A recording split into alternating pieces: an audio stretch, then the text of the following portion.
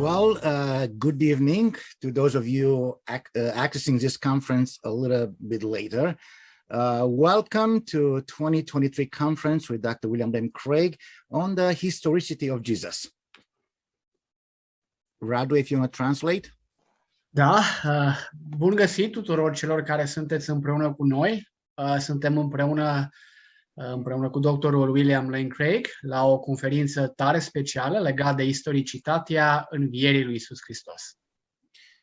Several questions had been pre-selected for this portion of the conference where Dr. Craig will be live from Georgia and Dr. Radu will be translated live from Romania, from Sibiu. Am ales pentru conferința aceasta câteva întrebări. Înainte de a începe conferința, am cules câteva întrebări la care Dr. William Craig va răspunde live din Georgia, iar subsemnatul de față va încerca din Sibiu, din România, să le traducă. So first of all, good afternoon, Dr. Craig. Good afternoon. Good to be with you. Bună seara, domnule doctor. Mă bucur să fiu împreună cu voi. We are on the eve of the Passover, and we find it an appropriate topic to discuss about the resurrection of Jesus. Suntem aproape de sărbătorile morții și învierii Domnului Isus Hristos, de aceea am considerat necesar că o astfel de tematică ar fi bine să o abordăm. Apostle Paul clarifies the importance of Jesus' resurrection for our salvation. Apostolul Pavel accentuează importanța învierii Domnului Isus Hristos în ce privește mântuirea noastră. Tonight, we want to address a few questions that some of our students at the Vax Day Institute of Apologetics are interested in knowing some answer to. În seara aceasta vă vom adresa câteva din întrebările formulate de studenții de la Institutul nostru de Apologetică Vax Day și am dori un răspuns la acestea. So the first question is as follows. Așadar, iată prima întrebare. Christianity is the only religion that rely on the historicity of a person. Creștinismul este singura religie care se bazează pe istoricitatea unei persoane. Looking at the historicity, why does the resurrection play an essential role and not the actual existence of Jesus? Privind istoricitatea, de ce învierea joacă un rol esențial și nu același rol îl joacă existența reală a lui Isus? Evidence of Jesus' presence in history seems to play a secondary role in his resurrection. Why? Dovezile prezenței lui Isus în istorie par să joace un rol secundar față de învierea sa. De ce? It seems to me that this question is based upon a false dichotomy. Mi se pare că această întrebare pleacă de la o dihotomie falsă. Obviously, Jesus could not rise from the dead if he didn't exist. În mod clar, Hristos n-ar fi putut învia din morți dacă n-ar fi trăit, dacă n-ar fi existat. So the historicity of Jesus' resurrection entails the historicity of the existence of Jesus. Așadar, istoricitatea vieții lui Isus Hristos cumva împuternicește istoricitatea învierii lui Isus Hristos. So they're not one essential and the other inessential. On the contrary, the resurrection implies the historical Jesus. Așadar, nu le putem segmenta, să spunem, anumite evidențe legate despre viața lui sunt importante, pe când cele legate de învierea nu sunt importante, ci merg împreună.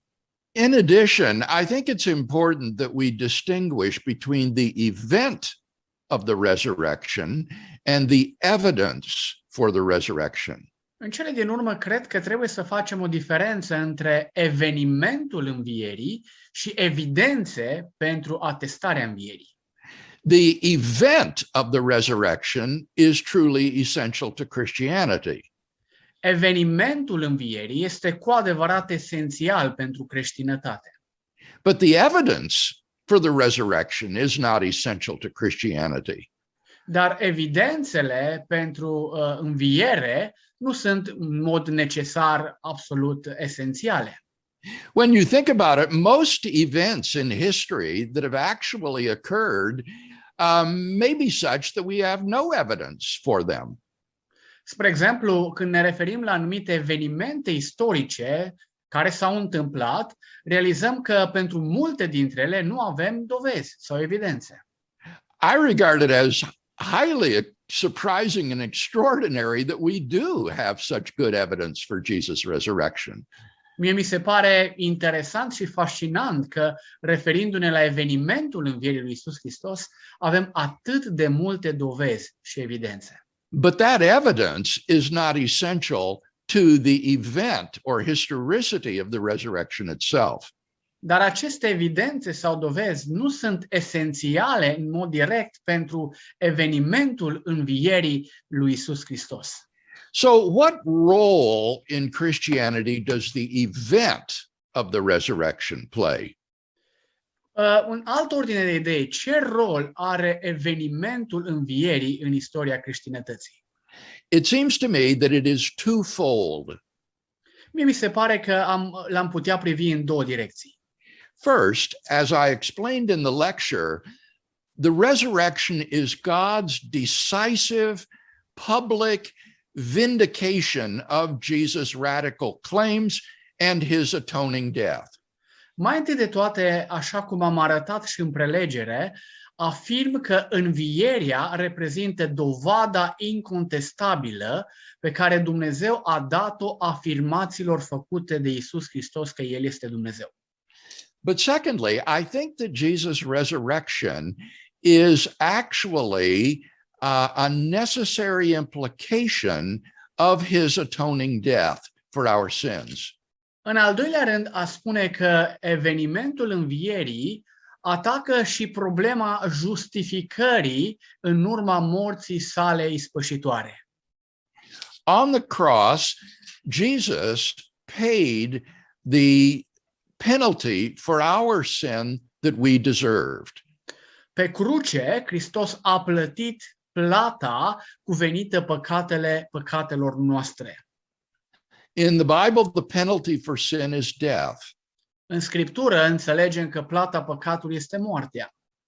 And by his substitutionary death, Jesus fully satisfied the demands of divine justice. Și prin moartea sa înlocuitoare, pe cruce, Domnul Iisus Hristos a plătit în mod total, absolut, plata cuvenită păcatelor noastre. God's justice has been fully satisfied. Dreptatea lui Dumnezeu în mod deplin a fost îndeplinită. Therefore, Jesus cannot justly remain dead. De aceea, Hristos în mod just n-ar putea să rămână mort. Just as a prisoner who has fully served his prison sentence cannot be justly further imprisoned, but must be released, so Jesus, having fully satisfied divine justice, cannot continue to remain dead, to be further punished. Rather, he must be raised from the dead. Tot așa cum un criminal, un infractor, după ce și-a plătit în ani de închisoare pedeapsa cuvenită, nu ar fi drept sau corect să rămână în continuare în închisoare, tot așa Hristos, din moment ce pe cruce, în mod deplin a fost achitat plata păcatului nostru, nu ar fi fost just sau drept ca să rămână mort.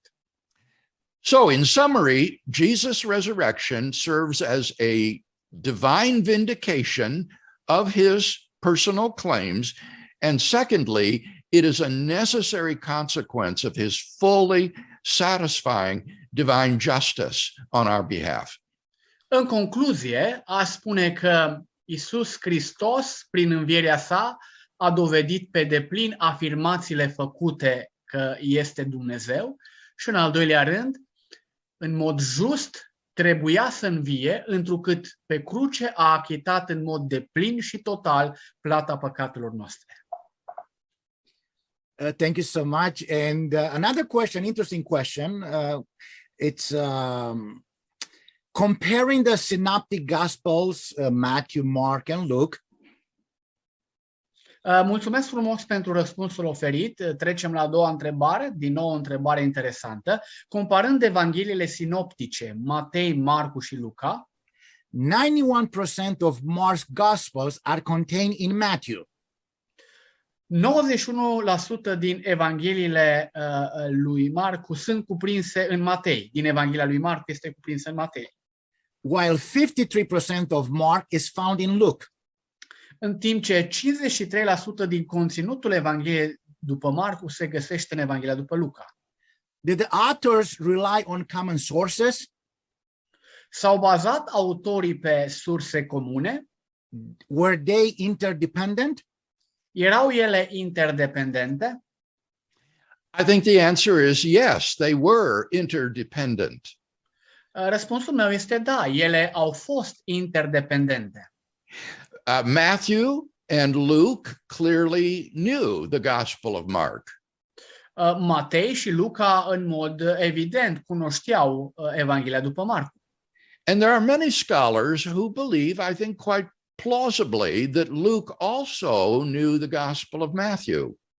Și mulți teologi sunt de părere că inclusiv Luca, evanghelistul, cunoștea sau avea cunoștințe despre Evanghelia după Marcu și Matei. What is even more interesting, however, is the conclusion of many contemporary scholars that Mark, Matthew, and Luke all used other sources in writing their Gospels. Ceea ce este oarecum surprinzător în cercetările recente făcute de teologi este că cei trei evanghelii sinoptice cumva aveau o sursă. For example, Luke speaks of the many who had tried to write an account of Jesus that he was aware of when he wrote his gospel. Și când vorbesc despre aceste surse, mă gândesc la exemplu oferit de evanghelistul Luca la începutul Evangheliei, în care el spune că mulți au dorit să creeze o narațiune despre Isus Hristos și întâmplările sale. And there's a good deal in the Gospel of Luke that Luke clearly did not get from either Mark or Matthew. Dar citind Evanghelia după Luca, observăm multă cantitate de text care nu a fost inspirată nici din Matei, nici din Marcu. Similarly, Matthew has a good deal of material that is derived from an independent source that he did not get from Mark. La fel am putea spune despre Matei. În Evanghelie se găsește o cantitate de text mare care nu a fost luată din Marcu, pentru că nu o găsim în Marcu. Especially relevant here would be the post-resurrection appearance stories in Matthew. Spre exemplu, în contextul dezbaterii noastre, aș menționa evenimente care relatează arătări post-înviere. Although Mark foreshadows a resurrection appearance in Galilee, he does not give us any actual story of these appearances. Deși Marcu cumva profețește despre anumite arătări post-înviere ale lui Hristos materializate în Galileea, nu ajunge să le descrie. But Matthew does hand on traditions about some of these appearances that were based on independent sources. Dar Matei, spre deosebire de Marcu, realizează descrierea acestor arătări post-înviere. And finally, Mark did not just simply sit down at his desk and compose the Gospel of Mark freehand. Și în cele din urmă spunem că Marcu nu a stat la biroul său și să scrie așa în mod unitar Evanghelia. As I indicated in my lecture, many scholars, I think most scholars would say that there existed a pre-Markan passion story, an account of the last week of Jesus' suffering and death that Mark knew and used in writing his own gospel. Așa cum am menționat și în prelegere, mulți teologi sunt de părere că înaintea lui Marcu existau anumite surse care descriau ultima săptămână a vieții telurice a Domnului Isus Hristos, din care și Marcu s-a putut inspira. Now, what is significant about these independent sources from a historical standpoint is that they drive us even further back, closer to the events that they record. Ceea ce este fascinant când ne referim la aceste surse independente este că ele ne aduc mai aproape de inima evenimentelor, de momentul în care acestea s-au desfășurat. The Gospels are already very early documents written within the first generation after Jesus' crucifixion. Chiar Evangheliile în ele însele găsim că sunt elemente istorice care sunt scrise într-o generație depărtare de inima întâmplărilor, undeva la câțiva ani distanță. But their sources are even older and provide, therefore, very early historical information about Jesus and the movement that followed him. Însă sursele care cumva au stat la baza Evangheliilor le putem trasa mai aproape de inima evenimentelor, cu alte cuvinte, sunt mai acurate. So I have a question from a student of ours from France. Am primit o întrebare din partea unui student din Franța. And he says, why did women go about embalming the body of Jesus? Întrebarea era următoarea: de ce au mers femeile să îmbălsămeze trupul lui Isus, when in Jewish tradition, only men could embalm another dead man? când, potrivit tradiției iudaice, numai bărbatul putea îmbăsălma un alt bărbat mort? I'm afraid that this question is based upon misinformation. Mă tem că întrebarea aceasta pleacă de la o informare greșită. In the first place, Jewish funerary practices did not include embalming the dead. Mai întâi de toate, potrivit culturii iudaice legate de înmormântare, aș putea spune că nu încăpea ideea de îmbălsămare. Embalming was an Egyptian funerary practice. We're all familiar with the famous mummies that were embalmed and are still extant. Îmbălsămarea era mai degrabă ceva tipic cultural egiptean. Cu toții suntem familiarizați cu mumiile existente în patria egipteană. Jewish funerary practices, by contrast, were to either bury or to entomb the corpse and allow the flesh to simply rot away for about a year until it was gone. În privința practicilor ritualiste iudaice, găsim două elemente: fie înmormântarea, îngroparea trupului, fie lăsarea trupului pentru aproximativ un an de zile să putrezească, să intre într-un proces de putrezire. And then after about a year, the bones would be dug up or assembled into bone boxes called ossuaries, and these ossuaries then would be stashed in a tomb. Iar după aproximativ un an de zile, când carnea era deja putrezită, evreii obișnuiau să iau oasele rămase și să le pună în anumite cutii, numite osuare, și apoi acestea să fie îngropate. Now, when a body was first placed in the tomb, during the first 4 days after interment, members of the deceased's family or others could come to visit the tomb and to pour aromatic oils or put on spices to anoint the dead body. Acum, când cineva murea în timpurile de atunci, familia decedatului se deplasa la locul de îngropare. Timp de 4 zile avea posibilitatea ca să toarne peste trupul decedatului anumite parfumuri, miresme.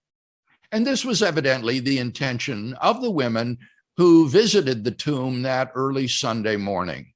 Și cu siguranță asta a fost și intenția femeilor care dis de dimineață în ziua învierii s-au deplasat spre mormânt. And this is a perfectly plausible motif that they had in mind. Și cu siguranță ne referim la un motiv plauzibil pe care acestea îl aveau în minte. A student from the Black Sea sent me 2 questions, actually. It's kind of interesting. Un student din regiunea Mării Negre mi-a trimis două întrebări interesante. Why did the resurrected Jesus appear only to his friends, not to his enemies? De ce s-a arătat Isus cel înviat doar prietenilor săi și nu și dușmanilor săi? When you read the resurrection appearance stories, I think it's evident that the purpose of these appearances was to commission the disciples for world mission. Când citești relatările Evangheliilor privitoare la arătările post-învierea lui Hristos, cred că este evident să înțelegi că acestea au fost făcute cu un scop, și anume împuternicirea și motivarea ucenicilor spre marea misiune. So Jesus' purpose was not to convince people he'd risen from the dead. Așa că scopul lui Hristos nu a fost întâi de toate să-i convingă pe oameni că El a înviat din morți. So there was no point in appearing to Caiaphas, the high priest, or to the procurator Pontius Pilate. De aceea nu era de niciun folos să se arate lui Pilat sau marelui preot Caiafa. Rather, the purpose was to reassure his disciples that he was alive and to commission them for the task of taking the gospel into all the world. Ci mai degrabă scopul arătărilor post-înviere era să îi împuternicească pe ucenici, să-i convingă și să-i motiveze pe aceștia să ducă Evanghelia până la marginile pământului. And as we know, that purpose was certainly fulfilled. Și după cum știm, acest scop s-a împlinit pe de-a întregul. The second question is in regard to Matthew 27, verses 52 to 53. A doua întrebare are de a face cu relatarea Evangheliei după Matei, capitolul 27, versetele 52 și 53. Where it talks about the resurrection of the saints during Jesus' crucifixion. Acolo se vorbește despre învierea sfinților în timpul răstignirii lui Hristos. Can you explain the difference between the resurrected saints and Jesus' resurrection? Puteți explica ce diferență a existat între învierea trupurilor sfinților și învierea lui Hristos?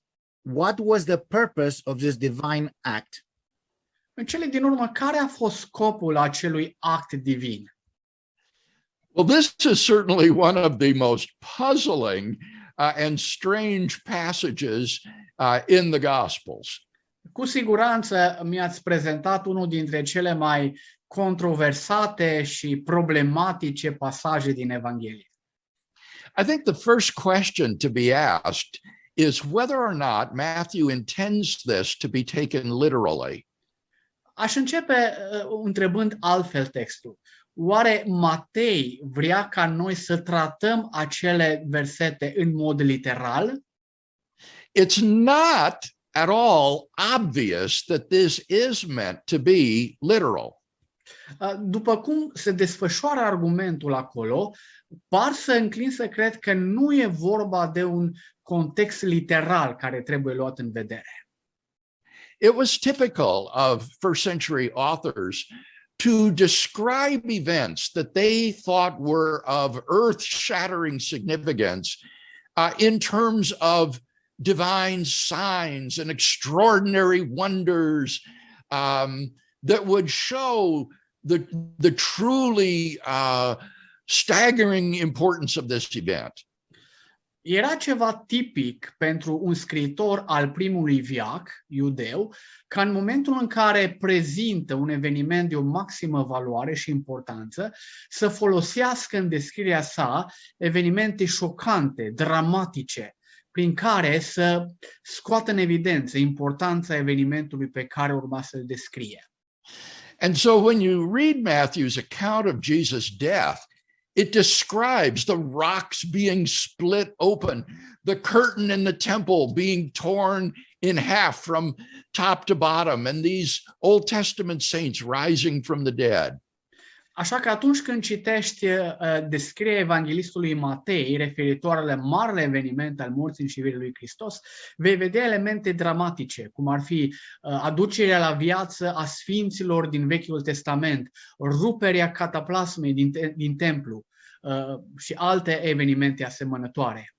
All of these may be simply symbolic, apocalyptic signs of the tremendous significance of Jesus' death. Toate acestea pot fi citite într-un limbaj apocaliptic, simbolic, prin care să se evidențieze importanța și valoarea morții lui Hristos. And so, whether you take it literally or symbolically, the purpose of this narrative is clearly the same, namely to underline the earth-shattering, world-changing significance of the death of Jesus. Fie că citește aceste versete în mod literal sau le privești simbolic, în spate există un singur răspuns. Evenimentele descrise vin să arate unicitatea evenimentului grandios care schimbă eternitatea și lumea a morții lui Isus Hristos. Now, on the other hand, if you do take it literally, then two more questions arise. Pe de altă parte, dacă citești aceste versete literal, se ridică alte două întrebări. Were these people raised to glory and immortality in the way that Jesus was raised? Oare acești sfinți care au fost înviați după același chip și modalitate a trupului glorificat al lui Hristos? Or did they simply return to the mortal earthly life in the way that Lazarus did when Jesus raised him from the dead? Sau după învierea lor, acești sfinți au luat din nou o formă umană asemănătoare a lui Lazar, cel care a fost înviat de Isus Hristos cu ceva timp înainte de moartea sa? Well, Matthew doesn't tell us. Ei bine, Matei nu ne spune. Theologically, it would seem very odd to say that there were people raised to glory and immortality before Jesus. Din punct de vedere teologic, ar fi foarte dificil și ciudat să susținem că au existat înainte de învierea lui Hristos oameni care au fost înviați într-o stare de imortalitate și într-o stare glorificată. We know that Paul speaks of Jesus' resurrection as the first fruits of those who have fallen asleep. Pentru că știm că apostolul Pavel în Corinteni vorbește despre Isus ca fiind pârga celor adormiți, primul dintre cei care au murit și apoi au trăit într-o stare de imortalitate și glorificată. And that might suggest that what has happened here is simply the return to the earthly life, just as Jairus' daughter came back to life, or the widow of Nain's son, or Lazarus himself in the Gospel of John. Așa că ne rămâne cea de-a doua posibilitate, că acești sfinți care au fost înviați s-au întors în cele din urmă la o stare normală, biologică, asemănătoare după învierea fetei lui Iair sau după învierea lui Lazar și altora care au fost înviați de Isus în timpul petrecut pe pământ. Now, if you were to ask me, well, Dr. Craig, what is your opinion about these questions? Și dacă m-ați întreba în mod personal, Dr. Craig, ce opinie aveți legat de aceste posibilități? I would say that I don't know. Aș spune sincer că nu știu. I don't think Matthew has given us enough evidence to answer these questions with any sort of confidence. Pentru că nu găsesc că Matei ne-ar da multe evidențe fără greșeală ca să mergem pe o direcție. And so I remain open-minded about these questions. Așa că rămân deschis la posibilitățile enunțate anterior. Thank you. Mulțumim There are frumos. many arguments in questioning Jesus' resurrection, and one of them is related to the possibility of mass hallucination. Mm-hmm. Există multe argumente care pun la îndoială învierea lui Hristos. Un astfel de argument este legat de posibilitatea halucinației în masă. Did the disciples had hallucinations? Au văzut ucenicii halucinații? Au avut ei halucinații? I think there are a number of problems with the hallucination hypothesis. Cred că ipoteza halucinației în comun, în masă, are anumite probleme. One is that the New Testament consistently distinguishes between a vision of Jesus and an appearance of Jesus alive from the dead. În Noul Testament se face o distinție clară între o viziune, o apariție a lui Isus și o arătare a lui Hristos în formă umană după înviere. The appearances of Jesus took place only over a very short period of time and then ceased. Arătările lui Hristos au avut loc într-o perioadă concisă și scurtă de timp. Apoi au încetat. But visions of the exalted and ascended Lord continued in the early church. Dar viziuni cu privire la Hristosul glorificat, înălțat, au continuat în mai multe rânduri în istoria bisericii. Think, for example, of Stephen's vision of the Lord at the right hand of God when he was stoned.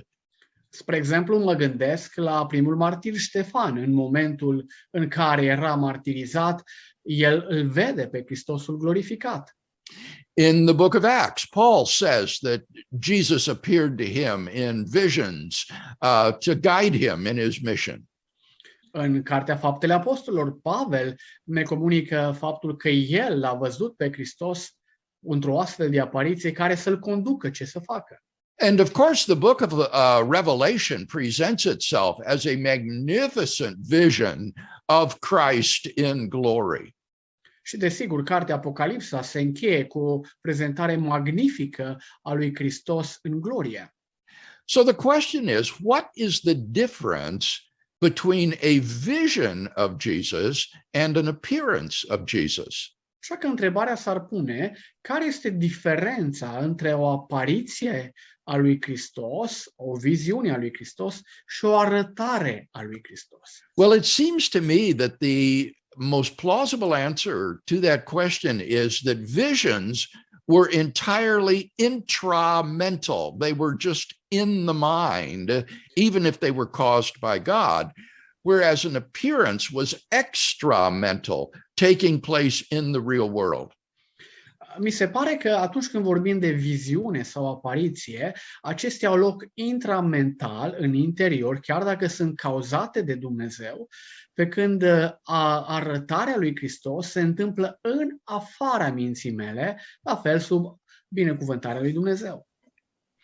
So, for example, when Stephen died, no one else saw what he saw in his vision of Jesus.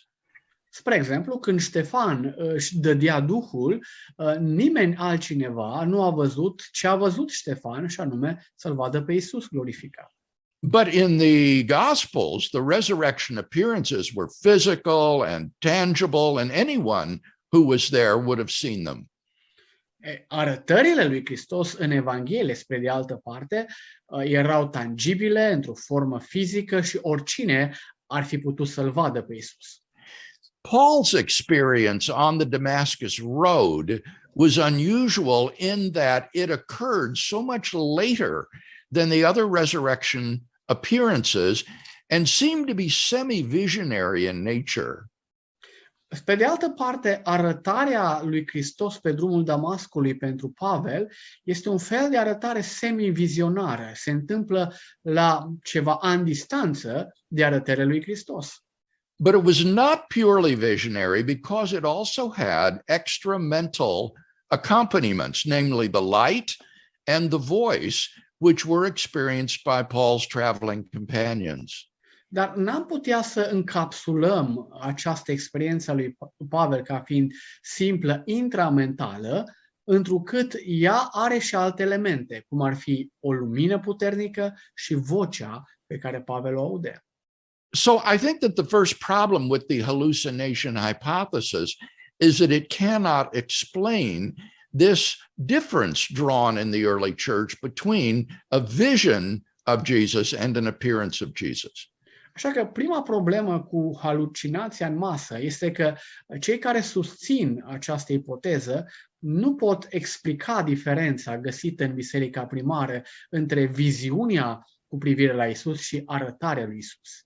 A second problem is that if the disciples did have hallucinations of Jesus, I don't think it would have led to belief in his resurrection. A doua problemă este că dacă ucenicii aveau halucinații cu privire la Hristos, nu cred că ei ar fi fost conduși spre o credință statornică în învierea lui Isus. Given Jewish beliefs about the afterlife, if the disciples had hallucinated visions of Jesus, they would have projected visions of Jesus in glory, where they believed the righteous dead went to wait until the resurrection at the end of the world. Potrivit culturii vremii iudaice, dacă era doar o halucinație apariția lui Hristos, atunci această halucinație ar fi fost proiectată cultural iudaic într-un Hristos aflat în glorie, într-o stare magnificată, așteptând cumva finalul istoriei al învierii finale.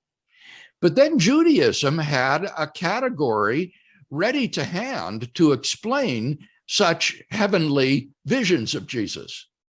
Dar în iudaism există o categorie specială de oameni care cumva ar fi putut explica aceste arătări. In the Old Testament, we have the story of Enoch, who did not see death, but who was assumed into heaven directly. În Vechiul Testament întâlnim cu Enoch, care nu a gustat moartea, ci a fost luat direct la cer. And in the intertestamental literature, we have stories of people who have similarly been assumed into heaven. În perioada intertestamentală avem astfel de relatări a unor oameni care au susținut cumva că au fost răpiți la cer. Now, it needs to be clearly understood that this category of assumption into heaven is different than the category of resurrection from the dead. Trebuie spus că această categorie a unor oameni care au susținut răpirea la cer este diferită de învierea din morți. Assumption into heaven involves snatching someone out of this space-time world into heaven, whence he might appear to someone.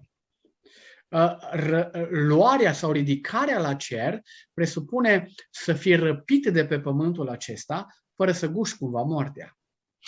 But resurrection involves the rising up of the dead man in space and time. Însă, în mod diametral opus, învierea presupune ridicarea unui om mort la viață în timp și în spațiu.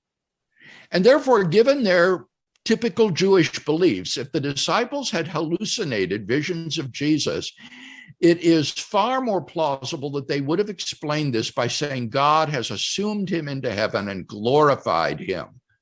Și dacă ar fi fost potrivit culturii iudaice ca acești ucenici să aibă halucinații, ei ar fi portretizat această halucinație ca Isus ridicat la cer, înălțat la cer în glorie.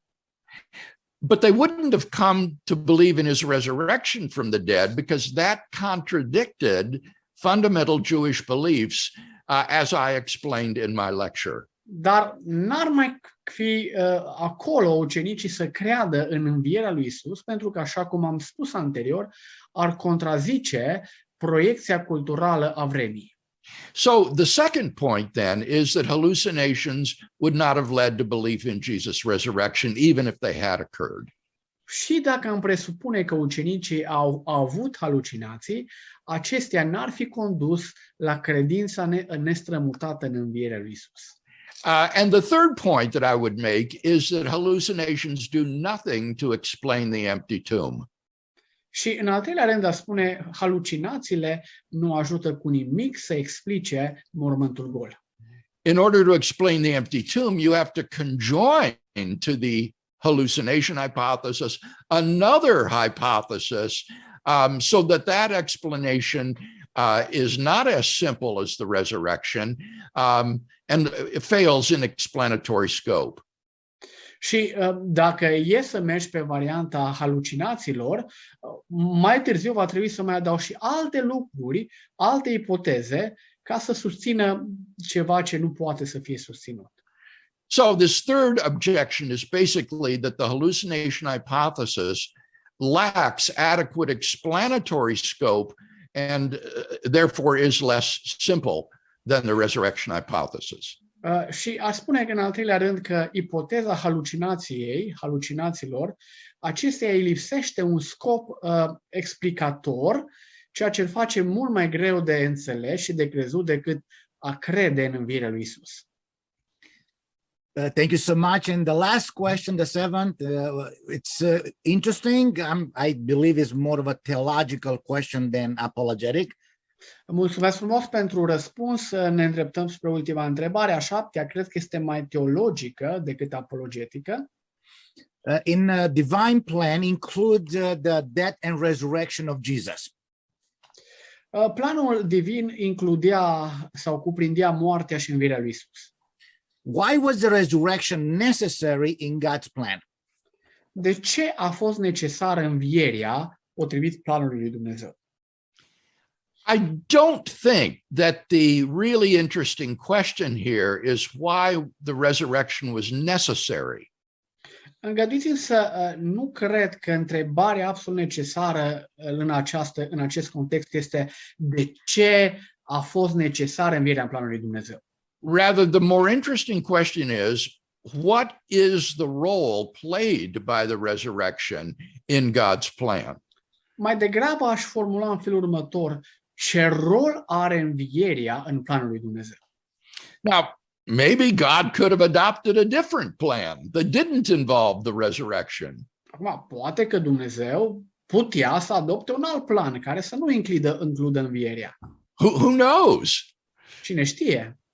So I don't think we're in a position to say the resurrection was necessary to God's plan, just simply that it played a vital role in God's plan.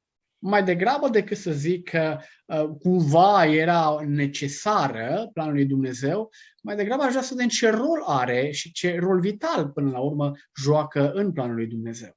And that role, once again, was twofold. Și rolul acesta, încă o dată o spun, merge în două direcții. First, it was the vindication of Jesus' radical personal claims for which he had been executed for blasphemy. Mai întâi, era rolul acesta de a confirma adevărurile susținute, adevăruri radicale susținute de Isus Hristos, pentru care, de altfel, el a fost crucificat. And then secondly, the resurrection is the necessary consequence of Jesus having fully satisfied the demands of God's justice by his substitutionary death for sins. Și în al doilea rând a spune că învierea este consecința normală, naturală, directă a faptului că pe cruce Hristos a plătit pe deplin, pe de-a întregul, în totalitate, plata cuvenită pentru păcatele noastre. So I think you can see that the resurrection plays a vital and central role in Christian theology. Așa că cred că poți să observi că învierea joacă un rol vital și important în teologia creștină. Thank you so much. And I know that you are a busy man. You are involved in so many ministry, and you have so many requests around the world from all our directors from Rhythm of Faith. Mulțumesc tare mult, știu că sunteți foarte ocupat, invitat fiind în multe prelegeri în diferite colțuri ale lumii, în diferite acțiuni. What will be your message for today's church in apologetics and the future of Christian defenders? Yes. În final v-aș întreba care ar fi mesajul dumneavoastră pentru biserica de astăzi în ce privește apologetica și viitorul apologeților creștini. I think that there is a tremendous need in Europe for a renaissance in Christian apologetics. Cred că în Europa este o nevoie uriașă de o renaștere a apologeticii. European culture is deeply post-Christian. Cultura europeană este adânc post-creștină. It is the product of the Enlightenment, that movement of thought in the 17th and 18th century that threw off the monarchy and the church in the name of human autonomy. Cumva suntem tributari iluminismului petrecut în Europa în secolul XVIII, care a dat la o parte monarhia și biserica, susținând autonomia umană. And this Enlightenment mentality deeply colors modern European culture. Și această mentalitate iluministă se regăsește pe deplin astăzi în cultura europeană. And I think that our task as Christian apologists is nothing less than rolling back the Enlightenment. Și cred că sarcina noastră ca apologeți creștini este să dăm la o parte toate efectele acestea negative ale iluminismului. Now, don't misunderstand me. Acum vă rog să nu mă înțelegeți greșit. I'm not saying that we should seek to reestablish the monarchy and the state church. Nu susțin restaurația monarhiei și a bisericii stat. Rather, I am saying that we need to show modern men and women that Christianity is an intellectually viable option for thinking people, and that therefore it is one that is acceptable to them today. Mai degrabă ar fi să sugerăm și să arătăm oamenilor că tot ce înseamnă creștinismul face sens, face legătură și, cu alte cuvinte, și din punct de vedere rațional poate fi acceptat. And therefore every intelligent European Christian needs to have, first of all, a good arsenal of arguments for the existence of God. Așa că orice creștin rațional european trebuie să aibă un arsenal suficient de argumente pentru a susține existența lui Dumnezeu. Arguments like the cosmological argument, the teleological argument, and the moral argument. Argumente de genul cosmologic, teleologic sau moral. It's vitally important that we be able to defend the rationality of belief in God. Este vital să susținem raționalitatea credinței în Dumnezeu. And in addition to that, then, we need to be able to defend the rationality of the Christian God. Și apoi, în legătură cu ce am zis anterior, cred că trebuie să putem susține plauzabilitatea unui Dumnezeu creștin. And this will involve a historical investigation of the person of Jesus of Nazareth. Și asta va implica o investigație atentă a Hristosului istoric. We want to show that the records of the life of Jesus of Nazareth are historically reliable and enable us to discern Jesus as God's self-revelation in human history. Ce vrem să arătăm este că evidențele istorice sunt de bază, ne putem încrede în ele ca să-L descoperim pe Isus Hristos ca Dumnezeu real în istorie. So our task is admittedly enormous, but it is one that we can achieve, I believe. Da, sarcina noastră este enorm de grea, dar cred cu toate acestea că putem să o depășim și putem să o împlinim. We are living at a time in human history when modern philosophy and science have been more open to the existence of a transcendent creator and designer of the universe than at any time in recent memory. Pentru că trăim într-un timp în care filozofii și oamenii de știință sunt mai deschiși spre posibilitatea existenței unui Dumnezeu, a transcendentului, decât oricând altcândva într-o rațiune de timp cunoscută. Moreover, we are living at a time in history when New Testament scholars have come to a reappreciation of the historical value of the New Testament documents as records of the life of the historical Jesus.